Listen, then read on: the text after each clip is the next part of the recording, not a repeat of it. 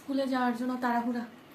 সকালে উঠে সব কাজ শেষ করলাম, রান্নাবান্না শেষ করেই এবার মেয়েকে নিয়ে দৌড়াদৌড়ি শুরু।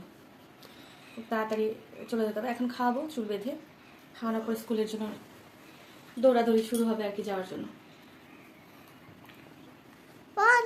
এরপর স্কুল থেকে এসেই মেয়েকে দিয়ে আবার হাজব্যান্ডকে দিতে হবে খাবার দাবার, লাঞ্চ প্যাক করে দিয়ে ওকে খাওয়ার নাস্তাটা দিয়ে আবার এরপর শুরু হবে ঘরের রান্না বান্না, পুজো দেওয়া, সবকিছু। এই হচ্ছে আর কি মেয়েদের, আসলে সংসারের মেয়েদের সারাদিনই মনে হয় বলতে গেলে কাজ থাকে।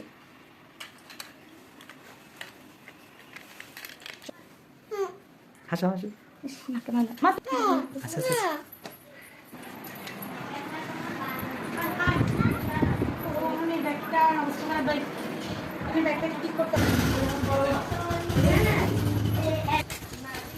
মা তাড়াতাড়ি তাড়াতাড়ি লেট হয়ে যাচ্ছে, চলো চলো বাবা গাড়িতে উঠে যাও।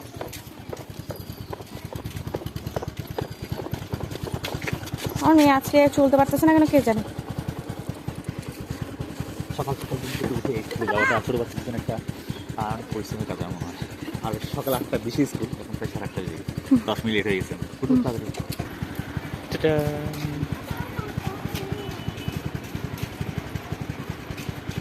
স্কুল থেকে এখন আমরা খাবার রেডি করতেছি, হাজব্যান্ডের ব্রেকফাস্ট, তারপর দিব লাঞ্চ প্যাক করে, তারপর সে অফিসে যাবে, তারপর শুরু হবে ঘরে রান্না বান্না।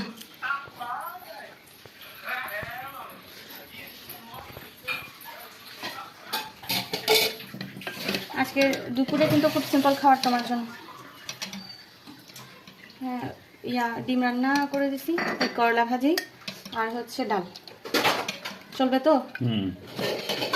ধরো এখন ডাল দিয়ে রুটিটা খেয়ে নাও, আমি তোমার লাঞ্চটা রেডি করে নিই।